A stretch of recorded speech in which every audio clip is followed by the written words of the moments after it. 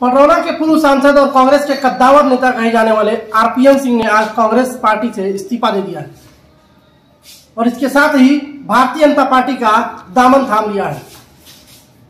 कांग्रेस के कद्दावर नेता के इस्तीफा देने के साथ ही कांग्रेस के जिलाध्यक्ष राजकुमार सिंह और कांग्रेस से विधानसभा प्रत्याशी बने मनीष जायसवाल मंटू जी ने भी इस्तीफा दे दिया है। अब देखना यह है कि भाजपा अपनी अगली चाल क्या चलती है। क्या वह मनीष जायसवाल को पडरौना से भारतीय जनता पार्टी का उम्मीदवार बनाएगी? इन्हीं सभी कयासों के बीच हम आज पहुंचे हैं मनीष जायसवाल के पास और उनसे पूछेंगे कि उन्होंने इस्तीफा क्यों दिया जबकि उनको टिकट कंफर्म मिल गया था। हम बात करेंगे मनीष जायसवाल से और पूछेंगे कि आखिर क्या कारण है कि उन्होंने कांग्रेस से इस्तीफा दिया। स्वागत है मनीष जी आपका हमारे घर में। धन्यवाद। कांग्रेस से पूर्व सांसद रहे और उत्तर प्रदेश के कद्दावर नेता कहे जाने वाले आरपीएन सिंह ने आपकी पार्टी से इस्तीफा दे दिया और उनके इस्तीफा देने के साथ ही आपने भी कांग्रेस पार्टी से इस्तीफा दे दिया। आखिर क्या कारण है कि आपका टिकट कंफर्म होने के बाद आपने इस्तीफा दिया?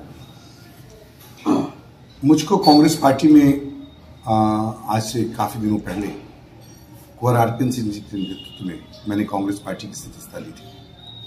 चूंकि कांग्रेस पार्टी में जब मैंने सदस्यता ली थी तो हमारे नेता आरपीएन सिंह जी के नेतृत्व में ली थी और आरपीएन सिंह जी के ऐसे व्यक्तित्व के धनी व्यक्ति हैं कि वर्ष 1990 में उन्होंने अपनी राजनीतिक पारी की शुरुआत की और उनकी राजनीतिक पारी की शुरुआत कांग्रेस पार्टी से हुई।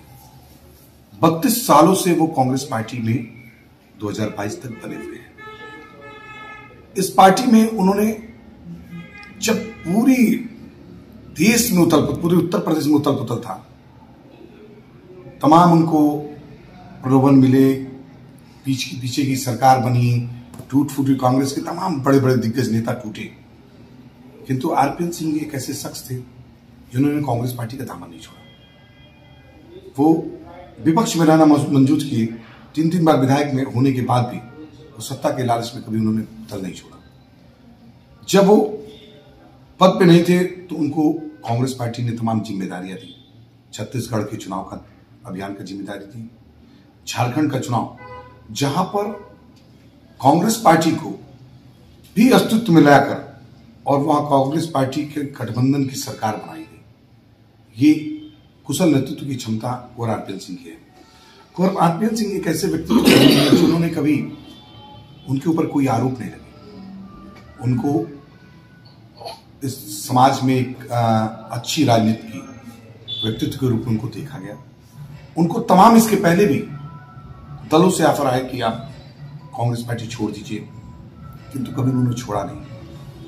अब चूंकि जब से इधर 2 सालों से कुंवर आरपीएन सिंह जी का अनदेखी कांग्रेस पार्टी के शीर्ष नेतृत्व कर रहे थे, जिसकी सूचना मैंने भी कई बार पार्टी के अपने स्तर से मैंने ऊपर से नेताओं के पास भेजने का प्रयास किया, किंतु उस डैमेज कंट्रोल को वो लोग कर नहीं पाए।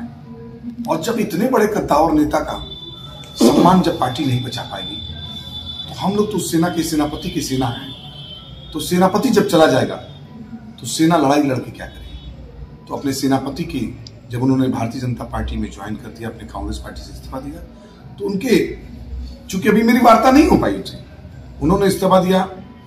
वो किसी से कुछ भी कह के नहीं गए, मगर उन्होंने इस्तीफा दिया। आज उस इस्तीफा के कारण तमाम हमारे यहाँ हमारे पार्टी के जिला अध्यक्ष, तमाम ब्लॉक अध्यक्ष, तमाम हमारे नेतागण के साथ साथ मैं भी पिछले 5 साल से मैं अथक प्रयास कर रहा था। मैं कांग्रेस पार्टी का पदाधिकारी होने के साथ साथ मैं 5 साल से लगातार, जब से मेरी माता जी इसके पहले चुनाव लड़ी थी, उसके बाद से मुझे जो जिम्मेदारी मिली थी उस जिम्मेदारी का निर्वहन करते मैंने कांग्रेस के संगठन को पूरा खड़ा किया। रात दिन करके मैंने तमाम संघर्षों के बाद तमाम संगठन को खड़ा किया, मगर जब हमारा नेता नहीं रहा, वो हमारे इस दल में नहीं रहा, तो फिर मुझे राजनीति करने में इस दल में कोई रुचि नहीं थी। इसलिए मैंने आज अपनी मैं Congress working committee Congress PCC का सदस्य भी हूँ, उसके साथ साथ मैं पडरौना विधानसभा के प्रथम लिस्ट में प्रत्याशी भी घोषित किया। इसलिए मैं धन्यवाद भी देता हूँ कमेटी का। किंतु जब नेता हमारा सेनापति नहीं रहा, इसलिए वजह से मैंने भी अपनी पार्टी से इस्तीफा दे दिया और पद से भी इस्तीफा दिया और प्रत्याशी से भी मैंने इस्तीफा दिया। एक तरफ जहां लोग टिकट पाने के लिए तमाम पार्टियों के साथ जद्दोजहद कर रहे हैं, वहीं दूसरी तरफ आपको कांग्रेस ने अपने पहले लिस्ट में विधायक पद का उम्मीदवार घोषित किया था और आपने इस्तीफा कांग्रेस की कमेटी से इस्तीफा देने के साथ ही विधायक पद का जो टिकट मिला था उसको भी इन्होंने नकार दिया है। तो क्या आप यह मानते हैं कि भारतीय जनता पार्टी में अगर आप शामिल होते हैं आरपीएन सिंह जी को देखते हुए, तो भारतीय जनता पार्टी आपको अपना उम्मीदवार मानेगी? देखिए, ये मेरा कुंवर साहब का जो चूंकि हमारे नेता हैं, तो मैं उनके दिशा निर्देश में पार्टी ज्वाइन करूंगा। टिकट का जहां तक मामला है, ये पार्टी के शीर्ष नेतृत्व का मामला है। पार्टी जिसको भी टिकट देगी, मुझे उस लायक समझती है तो मुझे टिकट देगी, तो मैं निश्चित रूप से उसका परचम फैलाऊंगा। अगर पार्टी किसी और को भी विश्वास करके किसी को टिकट देती है तो मैं उसका मदद करूंगा। भारतीय जनता पार्टी अगर आपको अपना विधानसभा उम्मीदवार बनाती है तो आप क्या मोटो लेकर और क्या उद्देश्य लेकर, कौन से वादे लेकर आप जनता के बीच में जाएंगे? आज जहां तक मेरी बात है कि जो शीर्ष नेतृत्व जो भारतीय जनता पार्टी का आज केंद्रीय और नेतृत्व जो आज माननीय हमारे नेताजी काम कर रहे हैं, तो वो उनकी ही चिन्हों पर चलकर हम पार्टी के दिशा निर्देश काम करेंगे। और जहां तक अपनी पटौना विधानसभा की बात है, इसको जो मूलभूत समस्याएं हैं, उन समस्याओं के लिए निरंतर लड़ाई करूंगा, उनकी व्यवस्थाओं को करूंगा।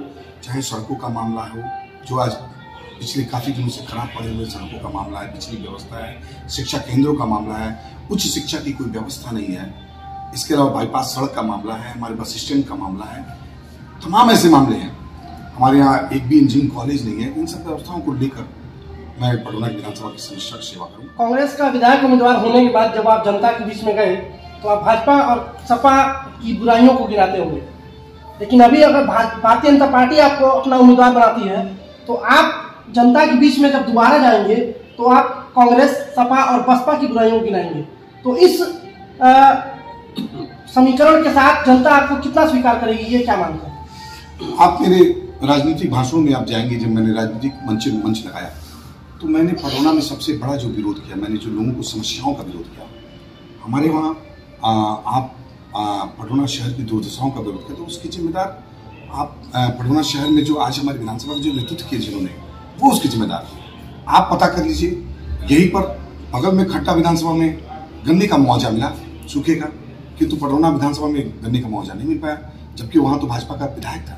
यहाँ तो भाजपा का मंत्री होने के बाद भी पटौना को व्यवस्था में सरकार की जो व्यवस्थाएं है उसको जनता तक नहीं पहुंचाना, मैंने उसका विरोध किया। और मैंने पटौना का विरोध, मैं पटौना में किसका विरोध किया?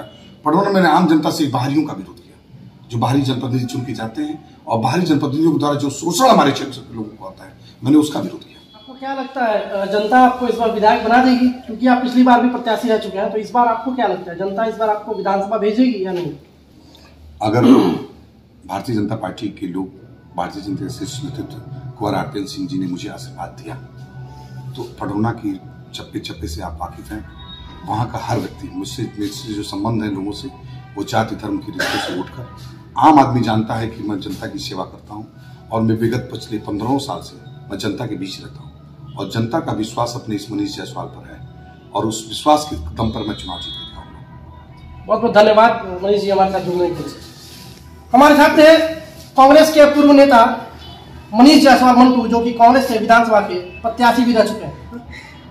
हम आपको इस चुनाव के पल पल की अपडेट देते रहेंगे, बने रहिए हमारे साथ, देखते रहिए द चेतक न्यूज। जय हिंद, जय भारत।